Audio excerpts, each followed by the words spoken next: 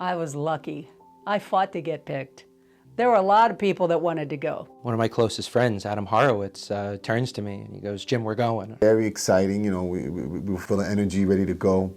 We had such short notice, we didn't even know what to expect or who we were traveling with. And when we showed up in New Jersey to Newark Airport and we saw there was like 300 other people there. There was, you know, we had about 100 nurses, union nurses and doctors. There were 100 Teamsters.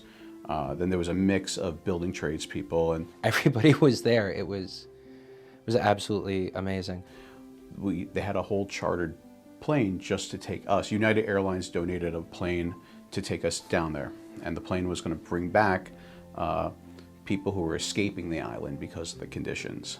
I know some people who went down heard about it at the union meeting as well. It's just, it's all word of mouth, and it's absolutely fantastic. I was like, oh my God, how do I get there? I started talking to everybody I knew about, do you know anybody? Who do we talk to get down to Puerto Rico to help out? So about 20 of us went down there the first time, and now the second time every week, I think four to five go every week for the whole summer. Every week, like for 7 days, 5 will be there. They'll come back, another 5 will go. They'll come back, another 5 will go. So there's a lot of local 3 brothers and sisters going out there to help. In construction, you're used to being told to enter the side door. You're told to enter in through the loading dock, don't take the regular elevator, take the service elevator. And when you show up on an island where people are applauding you, you know, that's an interesting feeling. And when you see people in tears at the airport because they lost everything and they're trying to escape their situation, and we're there to help and use whatever skill we can to, you know, help them with. So Megan Finn, Adam Horowitz, and myself went to Ortacovis, and then you had Sydney Sandoval, Al Roberts, Ed Lopez, Rich Slavic, and Alfred Kelly, who had gone to San Juan. And the San Juan team actually came up on Thursday, and on Friday there was gunfire in the streets of San Juan, so they moved them up. The Heart 911 moved the whole San Juan crew up because they were worried about safety. So that was, I guess that was a bit of a shock for them. And it wasn't just semi-automatic, like it was automatic fire. One of them played a video for me, and it was straight, like, it sounded like something going off in a war zone, and it sounded a couple blocks away from where they were working. And so they made their way, they drove an hour and a half each way from San Juan to Ortacovis, worked, and then went back. I know it's San Juan, but we're going into a neighborhood where the cops don't go. So, you know, hang close to the job site, don't go wandering away. I was like, okay, good. I'm really happy to hear this because I didn't come down here to put a roof on the Ritz, okay? For a week, me, Patrick Glennon, and Fred Torres were sent on a private project with the city of San Juan. Basically, there was a homeowner who spent so much time helping out his neighbors secure the roofs that by the time the storm came, he lost everything. After going to Puerto Rico the first time, being invited back to go to St. Croix, which is an island of 50,000 people that were still in the dark 4 months after the storm. You know, then I was invited once again to go with this group, Hearts 911, to go back to Puerto Rico and do sort of a humanitarian, Habitat for Humanitarian style work. I decided to bring a drone, so I sent it up. And Santurce, the neighborhood we're in, is a local rough neighborhood. It's a poor community, and poor communities have certain elements. And when I sent it up, our local community coordinator ran over to me, and she was like, please, you got to bring that down. You're going to get the locals scared, because they were worried that, you know, authorities, police. And so, you know, went back home, I took it down, edited together a little video, and I showed it to her. And I let her know, I'm like, a lot of the people, based on whatever situation they're in, you know, they have to be in their groups and their, you know, gangs or whatever. And but a lot of the people we were helping were their grandmothers, their aunts, family members. And I said, well, remember, show them this. Because they had a good relationship. They were gang, but she had a relationship with them. I said, show them this, and remember that this footage is going to help bring attention to the needs that they have. And is going to get them more money and more resources donated to come down here to help them. She went, showed it to him, and I got the okay from the big guy in charge. Louis Alvarez came and really hyped this up and came and talked to us, and he didn't hide anything about it. It was warts and all. You're going to see devastation, but you're going to be incredibly humbled because you're going to be surrounded by people who are just so thankful that you're there and something's getting done. It's when you head out to the middle of the island, the more residential parts, the parts where we were in Orcovis and stuff like that, where the mountain people are still suffering. They still haven't got any help.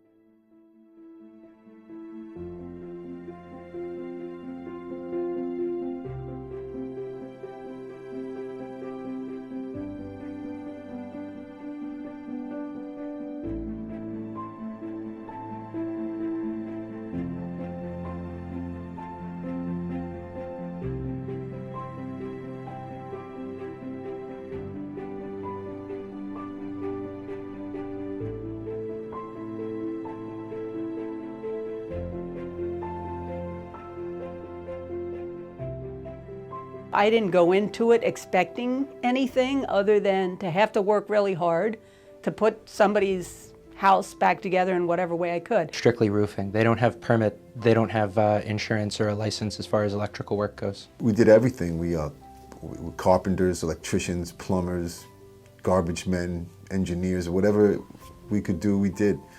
And I found myself just making myself useful wherever I could be useful, whether it was on the roof, whether it was on the ground underneath the people on the roof, holding ladders when people went on and off the roof, handing up supplies to the people on the roof. I didn't care. I just wanted to do something to help somebody.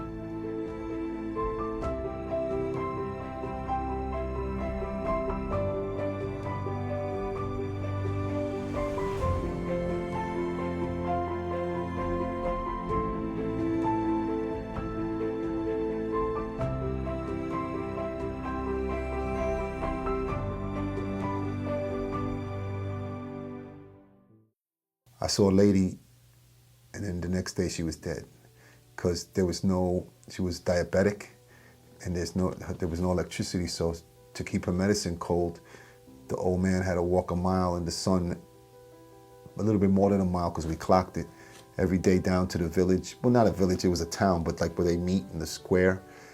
He had to walk down and back in the heat. He had to be close to 70 years old, and if he didn't get ice or didn't have ice, you know, his wife was going to die, and she was already missing things. And so we went there, we helped him out, we brought him water, and we helped him out for one day, but the ice didn't come for 2 days.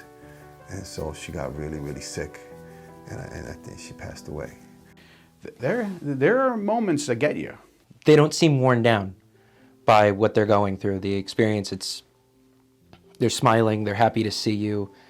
Some of the children, they're trying to help, not my group, but the other group. There was one kid who was with them absolutely every single day. And so they put together a little tool belt for him. There was one kid in our neighborhood that we were working in who used to ride his horse down, it's a paved street, and he rode a horse down the street every day and just wave hi to us on his way down the street. And it's just, they're happy to see you. They have nothing, and they're making home-cooked meals every day for lunch for you. They're happy to see you. They are just absolutely grateful that you're even there. They would come by with gifts, like bags of mangoes that they had just picked. It's Puerto Rico. They just grow there. It's amazing. And I forget the name of them. They're little tiny bananas that taste like an apple and a banana at the same time. Absolutely amazing. And on the last day, the people whose house that we helped out cooked for the whole crew. And they were so proud they could do that. And they were so happy that they actually killed a chicken and cooked it for us. I mean it. There was a chicken running around, all of a sudden it was gone, and it's in the pot. And they cooked us probably the most delicious chicken stew I ever had in my life. And these were people with nothing, you know, they don't have running water, electricity, but they were just so happy that we came to help them. They probably gave us their food for the week. Basically, there was a homeowner who spent so much time helping out his neighbors secure the roofs that by the time the storm came, he lost everything. And so the son was known as a very good student for the school. And so they decided they were going to help rebuild his house. He gave so much to all his neighbors, they were going to donate back. So we went there for about a week with a group called Operation Blessing to help rebuild this person's home. As I'm sitting there meeting the kids, well, first day we have to demo, so we're in the kids' bedroom, and that was one of the days that actually got me really emotional. We had to throw out all their children's possessions, every toy, every book, and you sit there and you're just dumping the kids' belongings, their drawings, everything out. So I meet one of the kids, about 11-year-old boy, and I ask him, I'm like, "Hey, how you doing?" Asked him what he wants to be when he grows up. And he told me he wants to be an astrophysicist. And this is, mind you, this family, they have nothing. Just all he has is books, and all he had was books. And all that, I threw it all away. The storm took it all away. Fast forward, I come back to New York. I write an email to the Hayden Planetarium. I go, "Hey, my name is Len Capicato. I'm a Local 3 IBEW electrician. I just came back from doing recovery work in Puerto Rico, met this family. Son wants to be an astrophysicist. Can you recommend a book list so I could go pick up some stuff and make a care package for the family?" And I get a call about a couple days later, and it's Neil deGrasse Tyson's office. And they wanted an address. And actually, Neil deGrasse Tyson personally put together a package, and we were able to send back to the family a care package curated by the Hayden Planetarium and with money donated by the Santiago Club back to the family. It was really cool to work with a lot of people from Local 3 just trying to give back. Care, you know what I mean? Just have a heart. They didn't ask for this, you know, and if it happened to you, you would want somebody to care. When a great natural disaster happens and governments respond, governments have a lot of red tape. Volunteers don't have that red tape. You can throw money at a problem, but it doesn't really do anything. The best thing you have is your labor. Whatever you can do, you should do. And if you're lucky and you're in a position like I was, that I could just take off from my regular life for a week. If you're sitting and thinking this over and you want to go and you're just trying to figure it out, I think you should. You should definitely go. Just show up. Just show up.